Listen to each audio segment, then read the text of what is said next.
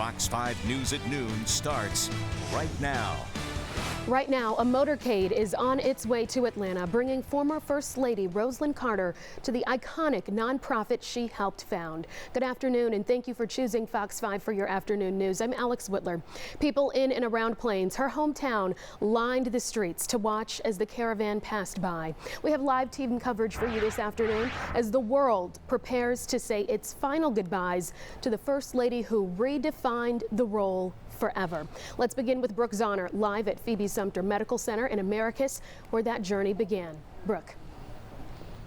Yeah, good afternoon to you, Alex, and certainly just very emotional moments out here as former and current Secret Service members flanked the sides of Mrs. Rosalynn Carter's casket and then walked alongside her as she was in the hearse here at Phoebe Medical Center directly behind me, flags flowing at half staff as well. So let's get you to some of that video of that motorcade arriving here at the Phoebe Sumter Medical Center around 10:30 this morning, led by Georgia State Patrol troopers, of course, the Carter family there as well, and the Secret Service detail. And we also saw a line of healthcare workers flanking the side of buildings here, paying their respects. And this is also the medical center where the Carters received treatment over the years. And we spoke with one of the Carters' former Secret Service members, Bill Bush.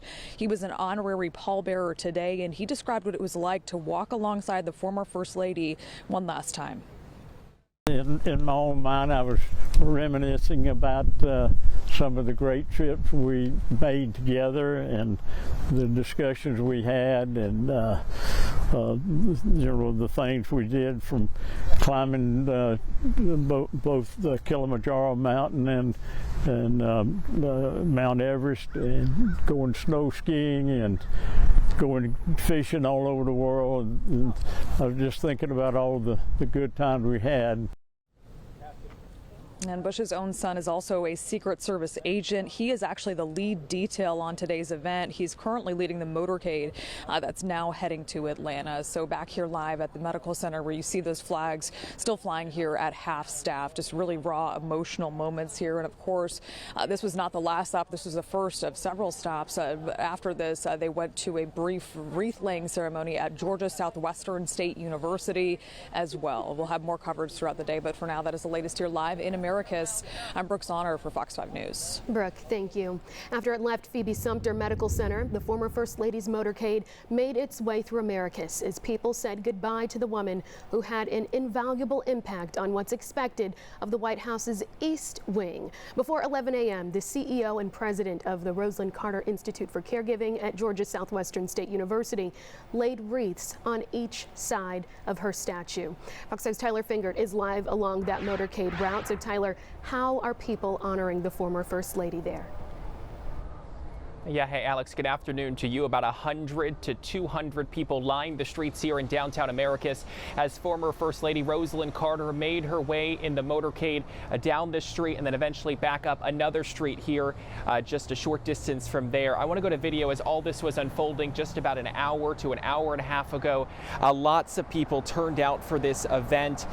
We met so many different people. Some live here in the area, others grew up here and came back for the procession, and there were even folks who drove in to be able to pay tribute to Mrs. Carter. I've been in Plains the last few days, which is just a few miles down the road, and everyone there stands behind the Carter family. As we saw this morning, that is also the case here in Americus. Throughout this area, there are signs that say we stand with the Carter family during this difficult time. This procession was the first chance for people to pay their respects. I talked to so many people within the last hour. Take a listen to what they had to say about the moment this morning as Mrs. Carter's hearse drove by. Our town is a small town, but we all come together. And we wanted to support Plains, which is just a few miles away. It was just important to be here to honor her. I was hoping there'd be more people here. I was expecting more, and maybe they'll show up. It's a long route, so hopefully there'll be a lot more people out this year. It's very tender, and I think because it's just one of those moments in life where you're able to honor a great lady and her memory and all that she did. And following the procession from Phoebe Sumter Medical Center, the motorcade stopped at Georgia's Southwestern State University, where Mrs. Carter was an alumni. That's where the university president and the CEO of the Rosalynn Carter Institute for Caregivers placed 2 wreaths next to her bronze statue in front of the Rosalynn Carter Health and Human Sciences Complex. And this is the first of several days of ceremonies and events honoring the former First Lady. Of course, though, it was honestly very emotional for some people out here today. I saw several different people crying as this was all unfolding, and for a lot of folks brought a tear to their eye as they witnessed this as the former First Lady Rosalynn Carter made her way in the hearse down the road here in Americus, because she grew up not far from here. She was well known not just in Plains but also here in Americus. We're going to have continuing coverage throughout the day. For now, live in downtown Americus this afternoon, Tyler Fingert, Fox 5 News. That one woman you spoke with said it very well, Tyler. A tender experience. Thank you. Here in Atlanta, plans for Mrs. Carter are unfolding. She will lie in repose at the Jimmy Carter Presidential Library and Museum. Fox 5's Deidre Dukes is live at the Carter Center now with more on the ceremony ahead. Deidre.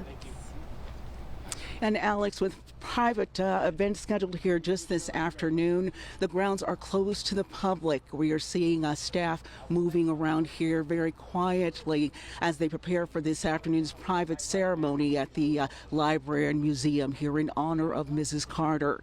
Now, one of the people who will be in attendance, Kathy Cade, who serves as the vice chair of the Carter Center and a board member of the Carter Center and the Rosalynn Carter Institute for Caregivers. Now, Cade and Mrs. Carter were longtime friends. Cade started working with the former First Lady back in 1976. She spoke of Carter's life and legacy today and her decades of public service and her far-reaching impact. She was a woman of action, so as soon as she heard someone tell her about a problem, she wanted to do something about it. And it's incredible to me that she did that for people who were struggling with mental illnesses. She did that for people who were caring for family members, loved ones who were ill or disabled. And she did that for women. She did it for the elderly. And she even did it for people who lived in different parts of the world. Clearly, her leadership as co-founder of the Carter Center expanded the scope of her humanitarian work, and she touched the lives of millions of people around the world. Now, Mrs. Carter will lie in repose here at the Carter Center following a private ceremony for staff and family. That will get underway here at 3:30. Fox 5 will bring that to you live. Now, visitors to the Carter Center will be allowed to visit here starting at 6 this evening from 6 to 10 p.m. at the library, at which time they'll have the opportunity to pay their respects. Now, because the area leading up to the Carter Center is closed to the public, they are being asked to make their way to park at St. Luke's Episcopal Church on Peachtree Street. We're told that shuttles will be available to bring people to and from the Carter Center. We'll have live coverage today starting at 4 p.m. here at the Carter Center.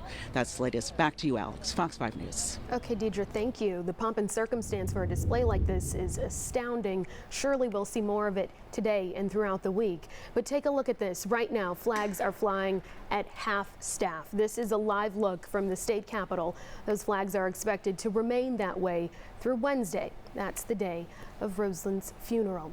You can also pay your respects at Freedom Park, where a jaw-dropping piece of art in the former First Lady's honor is on display. Kansas-based artist Stan Hurd worked with the city and the Carter Center for over a year to create this mural on this grassy plain.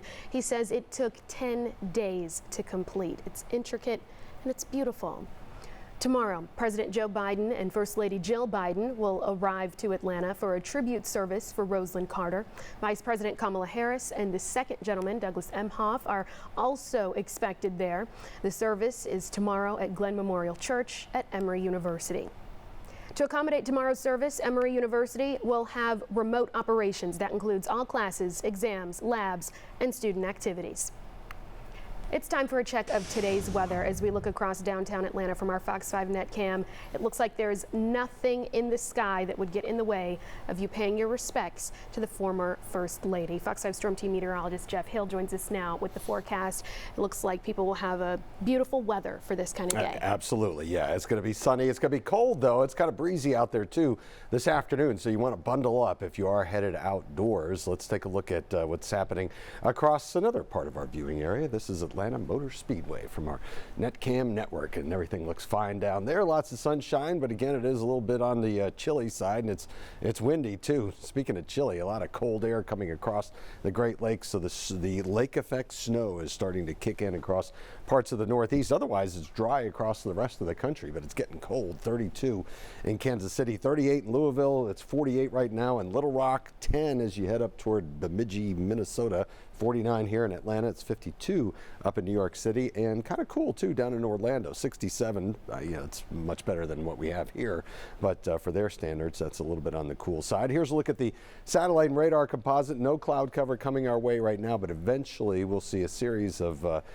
disturbances coming in from the south and west, and that's going to bring in rainfall as we head into the weekend. But today it's cold, it's windy. Northwest wind right now at 18 miles an hour. Wind gust at 25. Current temperature right now is 49, but that wind makes it feel like 43 here in Atlanta. Feels like 33 up in Blairsville. The wind chill right now over in Rome, 38. Carrollton, 37. High temperatures today, we're going to get somewhere in the upper 40s to right around 50. Currently, we're sitting at 49, so we'll hit 50 at some point later on this afternoon. 54 in Athens, 51 for your high in Covington.